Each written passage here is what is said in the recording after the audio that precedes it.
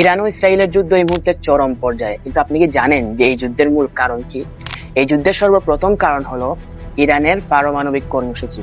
বহু বছর ধরে ইরান ইউরেনিয়াম সমৃদ্ধ করছে পারমাণবিক শক্তিধর হওয়ার জন্য, এবং ইসরায়েল তাদের এই পদক্ষেপটাকে নিজেদের অস্তিত্বের হুমকি হিসেবে দেখে। তারা মনে করে যদি ইরান পারমাণবিক সক্ষমতা অর্জন করে তাহলে তা তাদের অস্তিত্বের জন্য হুমকি সৃষ্টি করবে, যদিও ইরান এটাকে শান্তিপূর্ণ উদ্দেশ্য বলেই আসছে।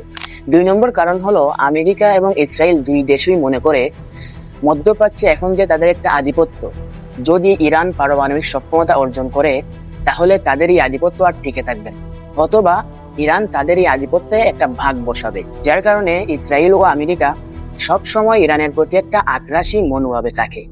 3 নম্বর কারণ হলো ইরান একটা শিয়া ইসলামিক প্রজাতন্ত্র আর ইসরায়েল একটা ইহুদিবাদীরা।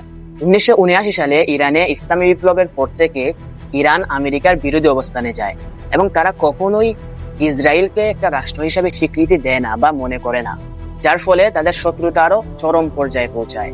সর্বশেষ কারণ হলো বহুদিন ধরেই ইসরায়েল ও আমেরিকা মধ্যপ্রাচ্যে তাদের একটা আধিপত্য বিস্তার করে আসছে, কিন্তু মধ্যপ্রাচ্যে এই একটা মাত্র দেশ যারা আমেরিকার চোখে চোখ রেখে কথা বলে, যারা আমেরিকার আধিপত্যের কাছে কখনোই মাথা নোয়ায়নি, যার ফলে আমেরিকা ও ইসরায়েল কখনোই তাদের ভালো চোখে দেখে না।